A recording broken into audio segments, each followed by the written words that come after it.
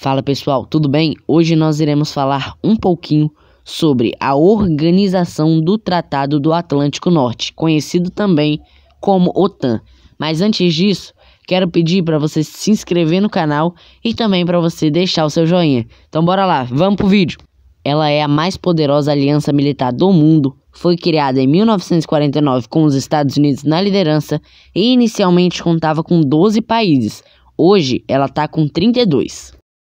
Ela foi criada porque, na época, a União Soviética estava querendo se expandir para a Europa Ocidental e os Estados Unidos e alguns países de lá não estavam gostando nada disso.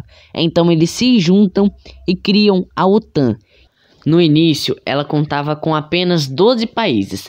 Era essa daí da imagem, e a maior inimiga delas era a União Soviética. Através dessa aliança, os Estados Unidos conseguiram manter a sua influência na Europa Ocidental. A partir daí, a OTAN foi apenas se expandindo.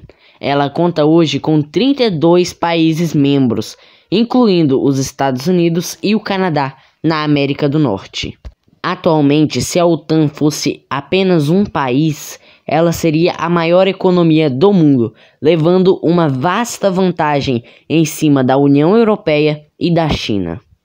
Após o desmembramento da União Soviética, a maior inimiga da OTAN atualmente é a Rússia. Uma das partes mais interessantes da OTAN é o artigo 5º, que diz que se um país da organização for atacado, os outros países têm dever de prestar assistência a esse país. Este artigo só foi requerido uma vez pelos Estados Unidos, quando no dia 11 de setembro de 2001, as Torres Gêmeas foram atacadas por terroristas da facção criminosa Al-Qaeda. Nesta ocasião, os países membros da OTAN invadiram o Afeganistão em busca de Osama Bin Laden, que era o líder desta facção. Bin Laden foi morto em maio de 2011 pela Marinha dos Estados Unidos, no Paquistão. Apesar disso, os militares estadunidenses só deixaram o Afeganistão em 2021, como você vê na manchete da imagem. Veja um trecho na reportagem que fala sobre os ataques do dia 11 de setembro. Uma área com prédios brilhantes, ruas movimentadas e até um pouco de natureza. Difícil imaginar que esse mesmo local já foi o cenário de um dos episódios mais sombrios da história dos Estados Unidos há 22 anos atrás. 11 de setembro de 2001. O primeiro avião sequestrado por terroristas atingiu a Torre Norte às 8h46 da manhã daquela terça-feira.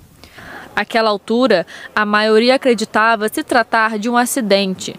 Mas 17 minutos depois, veio o segundo ataque às Torres Gêmeas. Um outro avião atingiu a Torre Sul, que foi abaixo em 10 segundos. Ao todo foram 2.977 vítimas. As imagens daquele dia chocaram o mundo e nunca mais saíram da memória dos americanos. O World Trade Center se tornou o marco zero.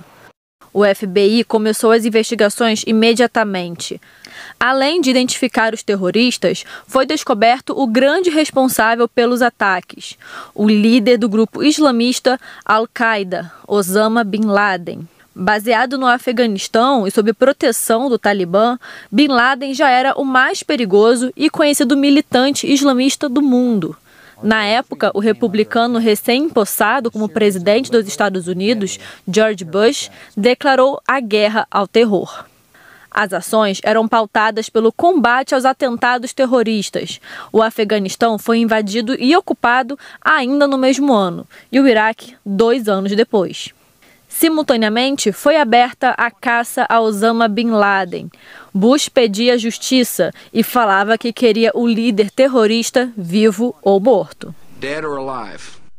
A caça teve fim quase 10 anos depois. No dia 1º de maio de 2011, o então presidente dos Estados Unidos, Barack Obama, anunciou a captura e a morte de Osama Bin Laden para a nação americana.